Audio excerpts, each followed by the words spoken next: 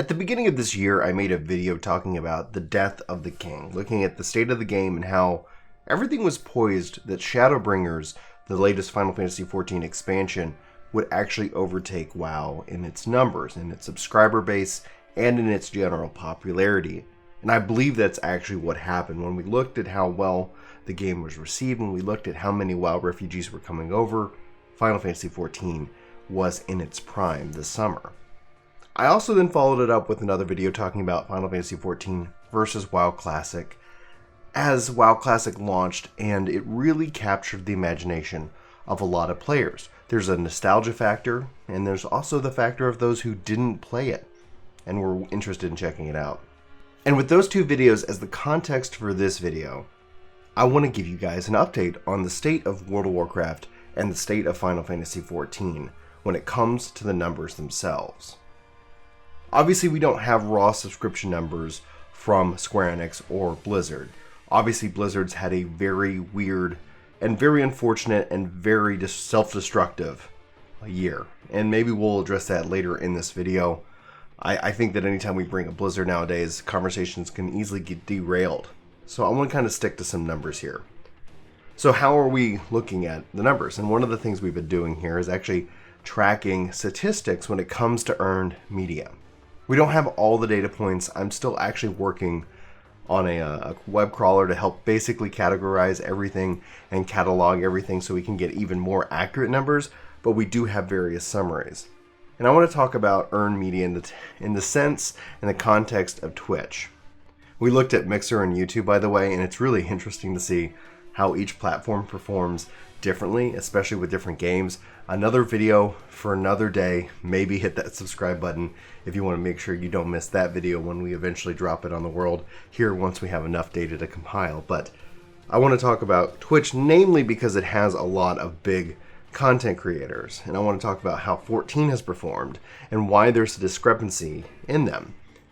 I'm going to start with WoW Classic. WoW Classic rocked it out of the park, and we've seen continually high numbers. This is obviously due to the fact of the various personalities that have been streaming and are very big within the WoW community.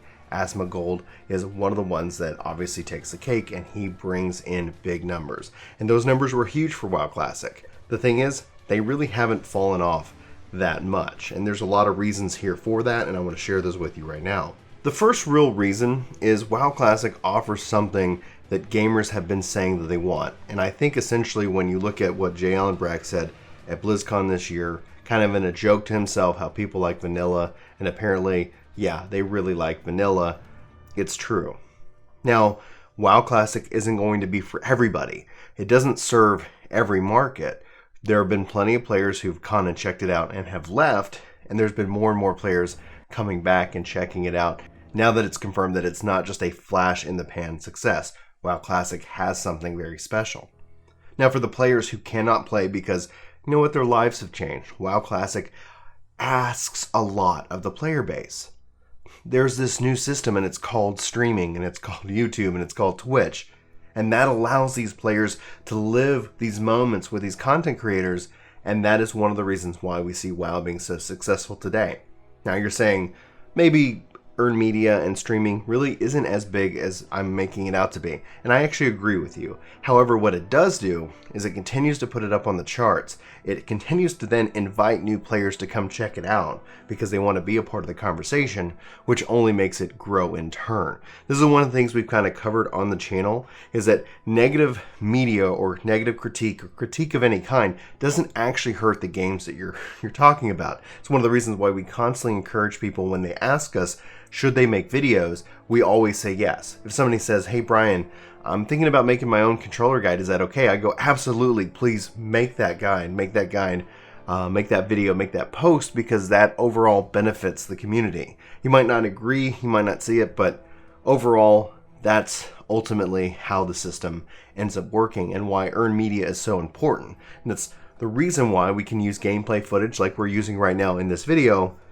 and not get copyright striked, despite Nintendo's objections, even though they finally have come on board, is because there is this value. There's kind of this inherent, symbiosis, this give and take that content creation, earned media essentially, and obviously the games and the publishers themselves have value. So now let's put this in the context of Shadowbringers and my thoughts on it here. Obviously this is my opinion, but I'm looking at it from a couple of different factors. Shadowbringers, incredible game. In fact, if you're watching this video and you haven't played it, free trial, go and play it. You owe it to yourself to at least check it out and see if it's for you. But Shadowbringers is also a very heavily narrative-driven game.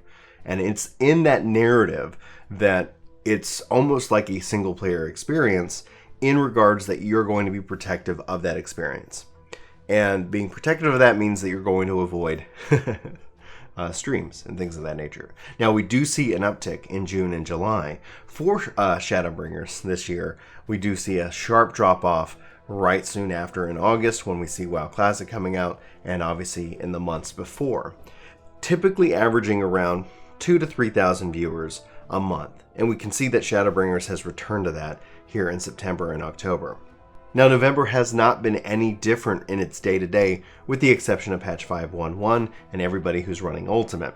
We were anticipating and even estimating maybe around 40,000 to 60,000 viewers, and what we've seen is around 15,000 to 20,000 viewers on Twitch. Now, what we don't know and what we can't compare one-to-one is having that huge personality like an Asmongold who is going to just command a larger audience regardless. So that is obviously, we can't, do a one-to-one comparison, even though we do have various awesome creators who spend time and have been pulling in 4,000 to 5,000 views, obviously with the Ultimate content as well. So right now, those are the numbers for 14, and we're going to obviously keep watching those, keep recording those, and seeing really if they go anywhere overall in terms of live streams and that kind of media. And I think essentially, like I said, a lot of that drives from a narrative, a protectionist of the story, and wanting to have that experience, where then you contrast this to WoW Classic, and even if you can't have that experience, maybe you've even enjoyed the story, you can kind of somewhat have that experience now through the magic of streaming, where it wasn't in these older MMORPGs. The other trend we're seeing is that when you go look at kind of the games that are coming out, especially over the course of 2020, we're seeing a huge call within the MMO community for more sandbox-based games. We see the dominance of Minecraft obviously being one of those games that continues to just really crush it due to its open nature. And here's really the crux of kind of what I wanted to kind of point out with Final Fantasy XIV. Just with this last patch, 5.1.1, we got the rebuilding of Ishgard. And for me, it's something truly exciting because it's sandbox type of content through crafting and gathering. And it has me asking the question, can we get this in the terms of battle? Can we get this in terms of how it relates to the other content out there on the market, like within the game itself, like dungeons? Like if there's something where when I'm not even playing the game right now, I feel like my server is making progress. And I want to participate in that and really kind of be a part of something bigger than myself. And that all lends back to a narrative. Now, I'm going to be working on a kind of a Final Fantasy 1.0 to 5.0 review. I've been playing this game for almost 10 years now, and it's truly an incredible experience. And again, I'm not trying to get people to not go and check out the game. What I'm trying to communicate here is that there are definitely two different styles of approaches, and when it comes to Final Fantasy XIV, we're not seeing the content both on YouTube and on Twitch, and so it's more a call out to people who are maybe considering jumping in to the kind of the game, so to say, to make this kind of content so that it can help grow the game itself, make more people aware of it, and more. Maybe we can get some more big personalities to come check it out and play and overall enjoy. But I find the numbers and the mathematics here truly fascinating, especially again from that, I'm coming back to that earned media approach, because it's that plus obviously the game, the nostalgia factor, the factor that people can't or haven't played maybe that version and want to see for themselves. But it also offers a kind of a sense of freedom and danger and exploration that makes it really engaging content to almost sit back and watch, even if you don't have the time to play. So your engagement in watching and consuming the content promotes the content, makes it easier for other people to join in who might not have played it, and thus keeps it around for a longer time. And that's what I really am excited to say. Like, it's not necessarily a classic versus 14. This is just showing that in 2019, in 2020, with the technology that we have today, I predict that we are on the verge of an MMORPG revolution, where gamers and the debate regarding MMOs, are they dying or not, really is going to shift. Like, are they being reborn? And I think when you look at things like Google Stadia, and don't write me off just yet, Google Stadia from a technological backbone perspective, cloud streaming from a technological backbone perspective, has the disruptive technology to really evolve MMOs into something much bigger than what they've been in the past. And while we're still a little while away, maybe 10 years at a minimum before we start to really see this this revolution, this change, we're seeing a call for more and more sandbox style games, more and more freedom, more and more creation within what this persistent world has to offer us. And that's where this really is something exciting to see. This by no means is me saying that 14's on its way out, but I think what we're going to see within 14, because we've seen it already within some of the things they're trying, the pockets of things that they're trying to experiment with to success or to not success, is trying to be able to bridge that gap, to bring in this concept of the theme park and the sandbox closer together. And it's really truly in some ways for me poetic, where when we look at WoW and WoW Classic, and then the fact that Blizzard and BlizzCon, they said that Shadowlands, which is the next WoW expansion due out next year, is taking notes, it's learning lessons from Classic. It's to say that they definitely went too far. They overcorrected, and you can see that from Cataclysm on. We put out like a top 10 MMOs of the decade. Be sure to check out that video if you like this one. I think that's one of our best, and really had a lot of fun making it. But what it does show is kind of how WoW has really struggled this decade, WoW Classic being the rare exception, and says that there's something there. And that's the thing that I think a lot of old school MMO players like myself have been asking, is that why do MMOs today not feel like they did? And the answer we would always get is that, well, we've changed. We can't have the time to dedicate to these games. We can't do these things anymore because we have to constantly seek out the mass population, as many people as possible. Thus, we have to make it as easy as possible for more people to get in and digest it. And I think in some degrees, there is a good value there. And then in some ways that we've sacrificed a little bit too much. And eventually it blew back in WoW's face. But with Classic and with talking with some people over at Blizzard, it's back. Like the numbers themselves are overwhelming. They were reporting record profits. Anybody who's sitting here telling you that the Blizzchung situation, the whole China situation, the whole Hong Kong situation has negatively impacted them, they don't really know what they're talking about. All due respect to Jim Sterling and the other content creators that I've seen, fantastic videos they produced. I just think that they're talking to a very, very small percentage of the market, and what shows in this regards. And again, I'm all for Hong Kong, and I'm very still frustrated. I'm not the WoW guy here on the channel. That's Chris, and he might be producing a video for you guys later on that. But ultimately, Activision Blizzard, they're doing just fine. They're selling more games. The mood out at BlizzCon out at BlizzCon isn't what people professed it to be. In fact, it was really very weird to be in that space, witnessing it firsthand, and then going online and seeing how people were reporting on it in a very sensationalist way. And that was just kind of eye-opening in that regards, because I was like, okay, well, that's not really how it's working out here. So with that, it's really interesting. We're going to keep following these numbers.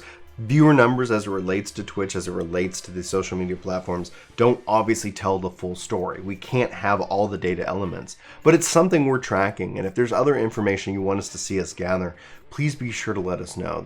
We're really interested in the science behind all of it, because we cannot deny the impact that earned media is having on the industry. And that's where I think, as a part of it, it serves to have that disrupt some of these classic or type of games that have technically fallen out of favor over the last decade. We haven't seen as many MMOs launch. WoW really set the bar. They really kind of dominated the market. They end up cannibalizing themselves to a degree where BFA is the most player-hated game But even still, Cataclysm is close to that.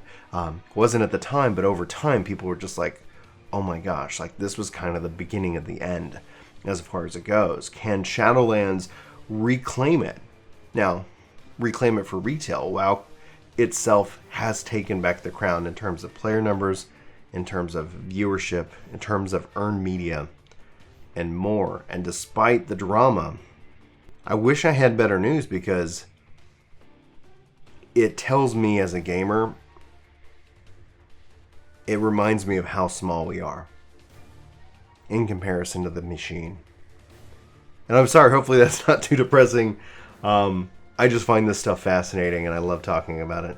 And hopefully you enjoy listening to the rantings of somebody who collects way too much data and enjoys making videos for YouTube. But I'm going to leave it at that. I'd love to know your thoughts on this subject. Any and all welcome in the comments below. If you like this video, hit that like button, hit that subscribe button if you're interested in this kind of content. We hope to hear from you. Also check out our Discord. We now have a Reddit, so it's a whole brave new world going on here. We thank you for your time, your attention. We hope to hear from you. And we'll leave it like that. And I hope you have a great week. And this has been Brian for Work to Game. I'll talk to you next time. Take care.